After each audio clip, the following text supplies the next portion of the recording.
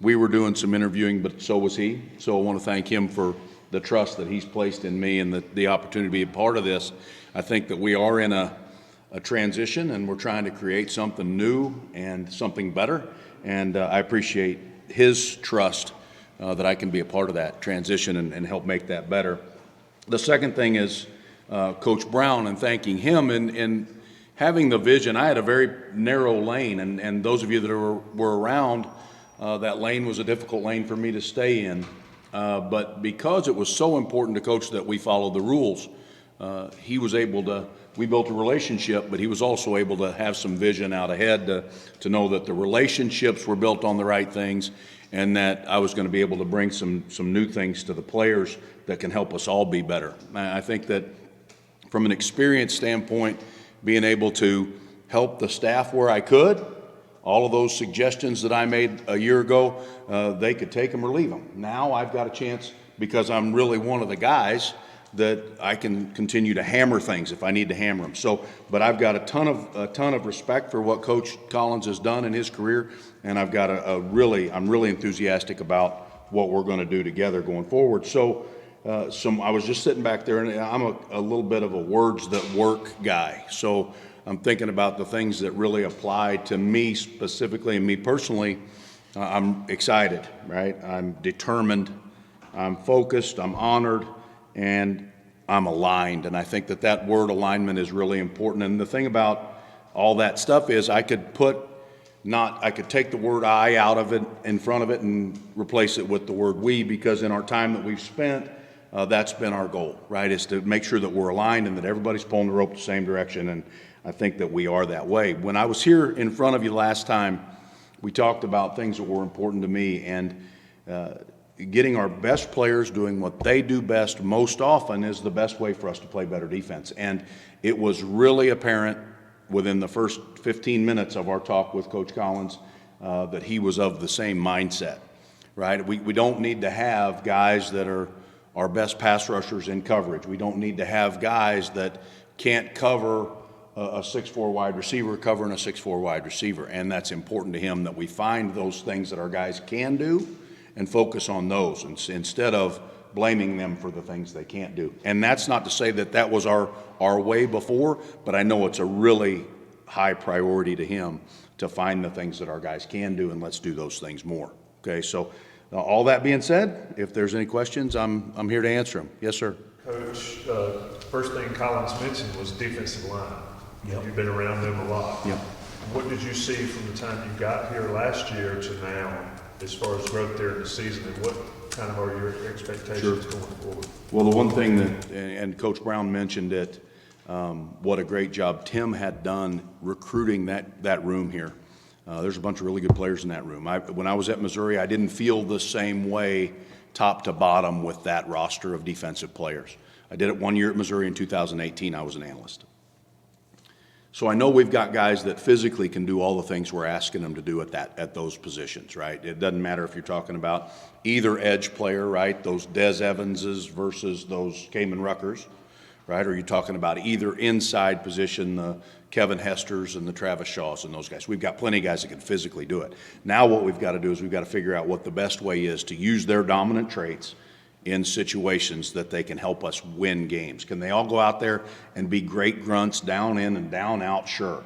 But that's not what players want, and that's not what we want, right? We want impact. We want plays that change games. It's easy to find a player that can change plays. But when a player has the ability to change games, we've got to bring that out of him, and we've got to let him do those things that change games, and that's where we are. I feel like we've got a really good group. I love the growth of the group. I know that talking football with them is easy. They understand ball. They get it. They're not, hey, line up there and sick them. We've got enough background with the group that I think that we can ask them to do some difficult things, and they'll be able to hold up doing them. You got a follow? Can I get a follow? Oh, yeah, I'm sorry. On the mental side of it, how much of that, I mean, they struggled at times this year, and sometimes they may get down on themselves. How much of the mental aspect of it have you had to coach with some of these guys, getting them to get the best out of them going forward?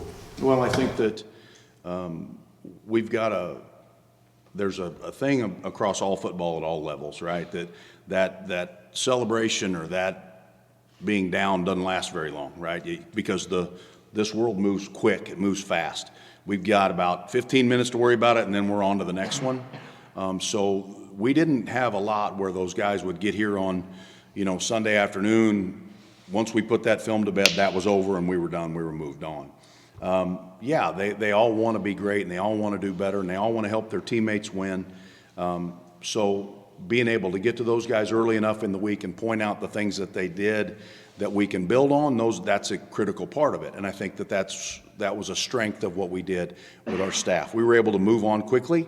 We just didn't solve the problems that came up. It's hard to see around corners sometimes, right? And we didn't do a very good job seeing around corners defensively here. And I think that's going to be a big part of our mission moving forward. Okay, how can we put our guys in position to what we predict will be the next tough thing that we've got to handle coming down the road? The understanding was that you'd be here a year and you'd go back into the NFL.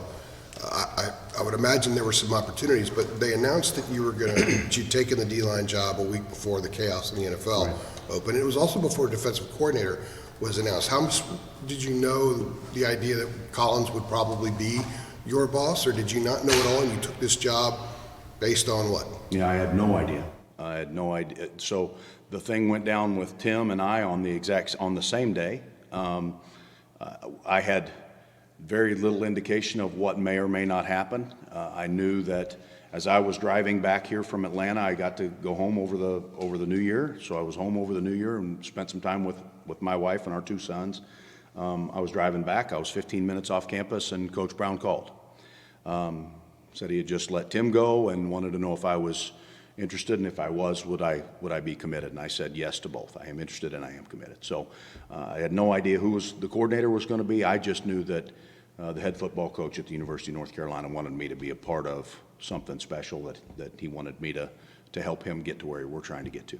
I believe you expressed to us last year when we talked to you about maybe getting back in the NFL. So what was it about your year here that made you decide, you know what, I'm not even going to look at anything else. This is where I want to anchor down? Mac mentioned it when he was up here. I do think that we're really close. I know that we've recruited a bunch of good players here. This league, I don't think, gets the respect it deserves offensively. This is a difficult league to play great defense in. So those four schools that played really good defense this year in our league, that's a huge compliment to those four defensive staffs and groups of players. I'm at the point now in my career that I'm looking for the greatest challenges. I'm looking for the greatest opportunities to work with the people that I want to work with. Jeff mentioned it, right? It was really important for him to be around people he wanted to work with. And that opportunity presented itself here. This NFL thing, it's a crazy, crazy thing, and it's spinning fast right now. And there's going to be an awful lot of things that happen over the next 3 weeks, and it's really nice for me not to have to worry about that right now. Yeah. So you're a college coach now, too? I am. Yes, sir. Yes, I am. Jeff, with all the talk about the late season problems, now that you're one of the guys and you're sitting around the table when Mac says, what do you guys think? What will you throw out in terms of That's a great question, and that's a difficult answer because we all have a voice. Sometimes it's important to know when my voice should be heard, and I wait until it's my turn. I know that we didn't finish the way we wanted to finish, but I also know that our numbers were our numbers most of the year, right? Did we start great against South Carolina? Absolutely, right? And then we put our system on tape, and then people started to game plan for what we were doing. Toward the end of the year, there were a whole lot of factors that led to what the finishing numbers were. But at the end of the day, we didn't go from being 4th in the country to being 95th in the country in total defense in the last 4 weeks of the season. We've got a long ways to go, but we're just the men to get there, and we got the right players in place to get there.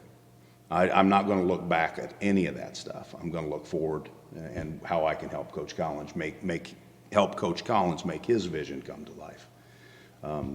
And my job as an assistant coach is to make Coach Brown the most successful head coach he can be. So I'm going to keep my opinions to myself till they're asked, till I'm asked for them. When I'm asked for them, then I'll give them. But as of right now, I've got a different lane that I'm in. Ted, it's hard to quantify. I mean, there's metrics for everything, but in terms of quantifying attitude, like, would you say that, I mean, you need to work on getting a different attitude just defensively as a whole, maybe defensive line specifically? Is that an area that needs to be addressed and changed and ramped up? I think that's something that when you look at defensive systems, does that system allow that defensive player to be what he wants to be? That helps all that attitude, right? If I'm giving you an opportunity to make tackles for loss and to sack the quarterback and to bat balls down and to make special plays in the run game and in the pass rush, then that's what defensive players want to hear. And I think that's the message that we're sending right now. We're going to give them the opportunities they need to let their light shine, right? And we've got guys that have pretty bright lights if we'll just lift the basket off of them, let them shine a little bit. I think that they've got a great attitude. I think they're in a great place mentally. I think they're excited for the new opportunities and for the change.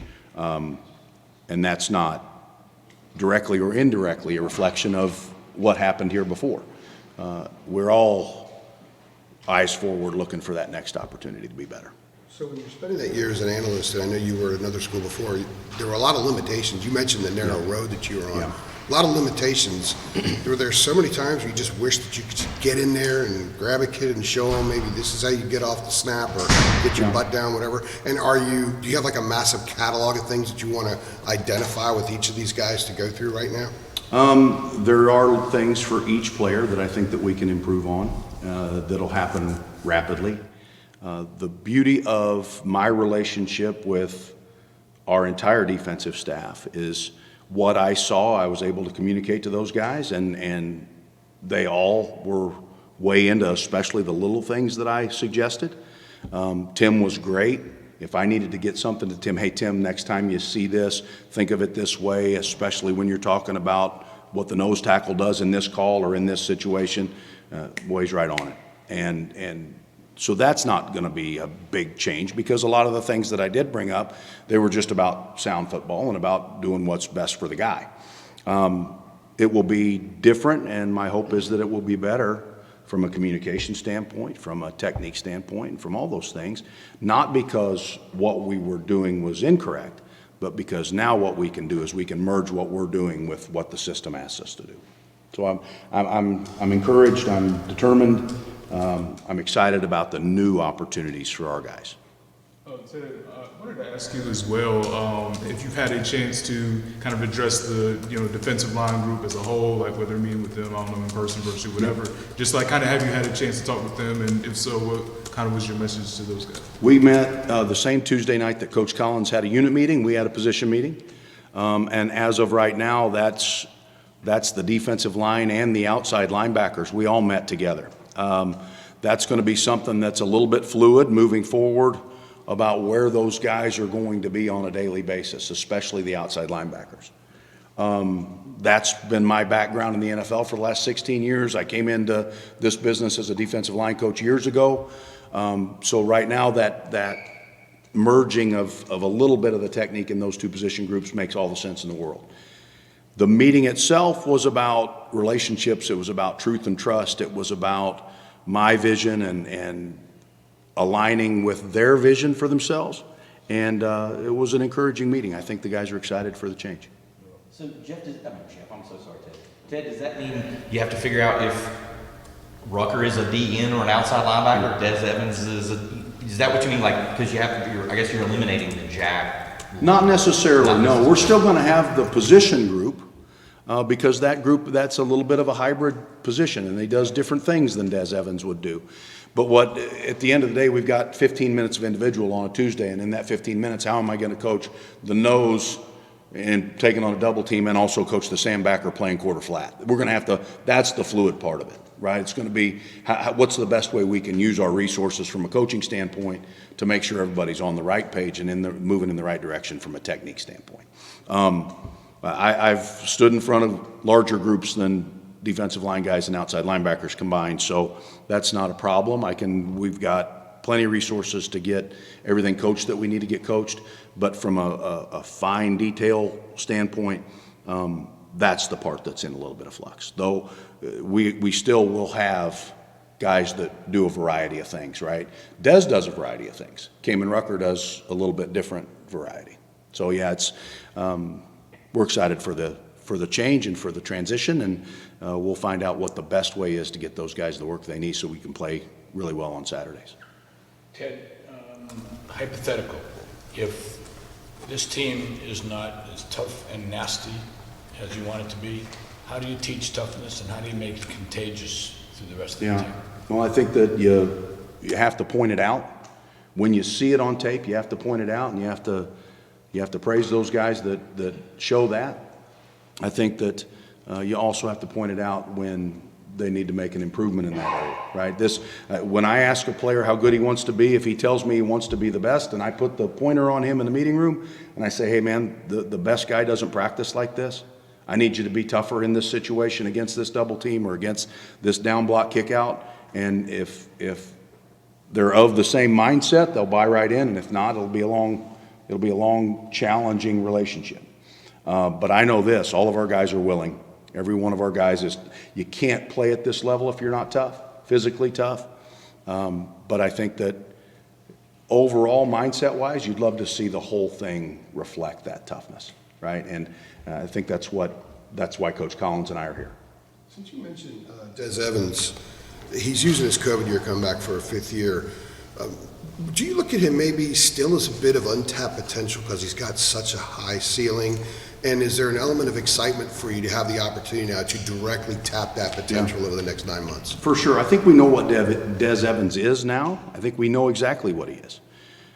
Do I think that there are some places where he can show more things? Absolutely. Am I excited about the opportunity to tap into any unreached potential? I think we know what Dez is. I'm not going to say that we haven't reached that point where we know exactly what Dez is. Are there ways that we can use Dez differently that may lead to some more production in some different areas? Yes, absolutely, and I'm excited for that. That's going to be something that we as a staff do, right? That's not going to be something that all of a sudden I'm going to say, okay, Dez, instead of lining up with your right hand down, I need you to line up with your butt toward the line of scrimmage, and that's all of a sudden going to make him a better pass rusher. That's not the objective. The objective is to get him to do what he does best more, right? And if there's something that he does best, if he has a dominant trait, let's find a way to use it. Ted, how about getting back into the scrum of recruiting full-time? Yeah. Is that daunting? Is it exciting? I've always loved that part of it. There's the stuff that happens after the recruiting day that's been the hardest thing, right? So when I had a high school age son, I was glad to be in the NFL because I was able to go watch my son play on Friday nights, not somebody else's son play on Friday nights. When I was at Arizona State and I had the Metroplex in Dallas and East Texas, at the end of the recruiting day, it wasn't much fun to go back to a hotel and be 1,500 miles away from my family. Not at all scared of that. We're at a different stage now, right? My wife and I are empty nesters. Our one son's coaching football in San Antonio, the other one's a sophomore at SCAD, and our daughter's in Des Moines. We've got 3 grandkids. So they don't need dad home every night. But our goal is to continue to build as strong a family as we can, and we'll figure out the best way to do that through this recruiting change and how it works. But it's so different now than it was when I did it last, right? When I did it last, I had a geographical area, and I was responsible for every single player in that geographical area, and I didn't have any help, right? Other than I found an offensive guard, I took it to the O-line coach, he watched it. He took it to the offensive coordinator, he watched it. He took it to the head coach, he watched it. And if none of them liked him, I didn't have to go back there again. Now it's different. We've got this little army of people that narrow that pipeline to a pretty narrow spot before it ever gets to me, and that's helpful.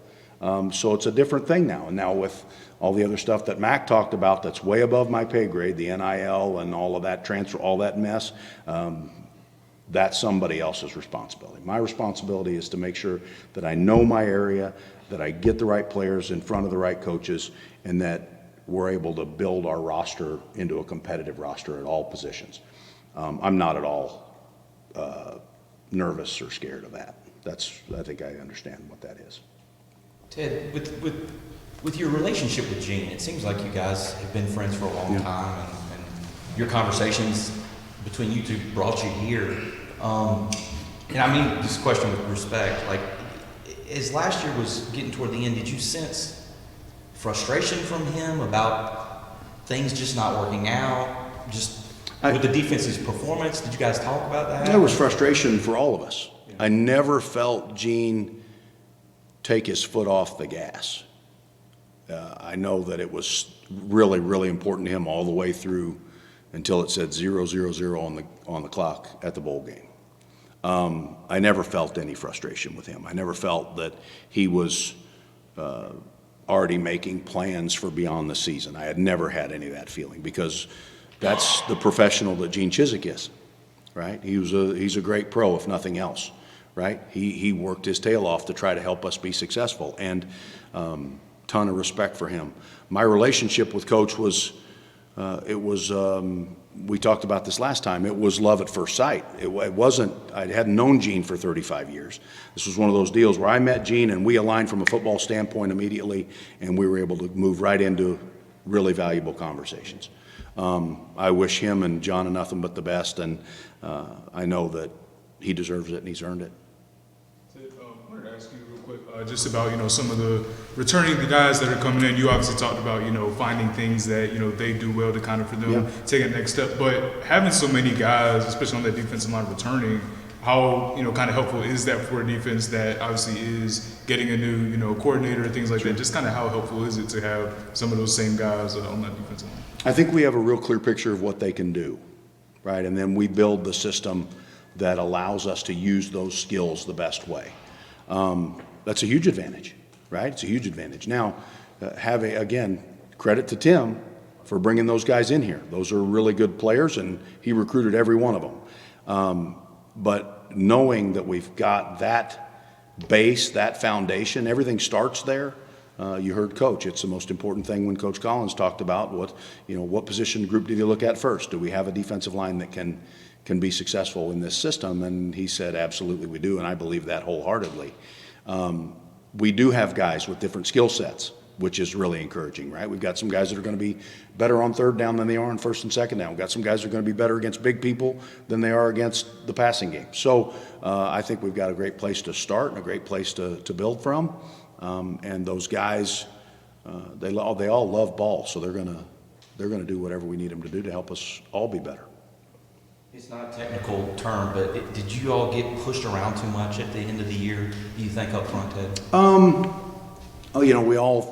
We all would love to say that we created a flat wall on every snap and the ball poured where it was supposed to. And I don't think we got physically dominated much, so when you say pushed around, I think that there were times that we were in the perfect storm business where we may have had a movement on, it was going in the same direction as the run game was going, and if you start running that way and the run's going that way and I grab onto your inside shoulder and run you that way, sometimes you feel like you're getting pushed around a little bit. But I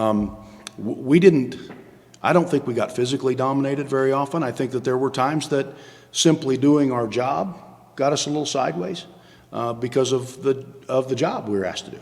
On the playbook page, great. It's awesome. It's sound. All 11 guys have a designation under their little picture on the playbook page. That's all great. But there's also, let's not forget now, at the snap of the ball, there's a 320-pounder that's trying to keep you from doing all 9 of those things you're supposed to do at the snap of the ball. And he'd like to gore you. So it's 11 on 11 one-on-one games. And sometimes you do get moved around a little bit. We good? Can I ask one more? What's the biggest difference you've seen from a college player and an NFL player, aside from the talent and the age? Right. I think that we've got a really strong pro approach here. Our guys study tape on their own. Our guys spend extra time in this building, and they do a great job in the training room of taking care of their bodies. The biggest difference between professional players and college players is the professional players understand that the margin of the margin for error is that big, right? They get humbled on a daily basis, right? These guys, it's Kevin Hester, for instance. It's hard to find 6'5", 330 walking the streets. So he's a different dude, right? And those guys, it doesn't matter how big you are, how smart you are, you're going to get humbled every day. And that's the thing that I think the difference between college football and pro football is there's a humble approach to everything that those guys are doing in pro football, because they know that they're one day away from being embarrassed every single day, every rep. Maturity is a big thing. Profession, right? They don't have to worry about academics. They don't have to worry about money. They don't have to worry about all that other stuff because it's taken care of. They're special people. There's only, 53 of them on 32 rosters across the league, and that is across the world. So there's 10 defensive linemen times 32, right? That's 320 of them on the face of the planet. That's not very many of them when you consider we've got 85 full scholarship guys here. Special people. Pardon me? Ravens winning it all. They got the best team in football. Got a ton of respect for what John's done, and they've got the best team in ball right now. Now I didn't say, yeah, they'll win it all, because that league, Dallas found out yesterday. Right? Dallas found out, and that league is, like I said, it's that close. And every single day, every rep, every meeting, everything matters a lot in that league. And you're not just going to walk in and beat the Green Bay Packers because you're the Dallas Cowboys. So do I think that the Baltimore Ravens have the best team in football? Yes. I'm sure that San Francisco thought they had the best team in football when we beat their ass in the Super Bowl in New Orleans, too. Sorry, John. No. All right, it's a Good, yeah. Thanks, Ed. Appreciate you guys. Thank you. Monachino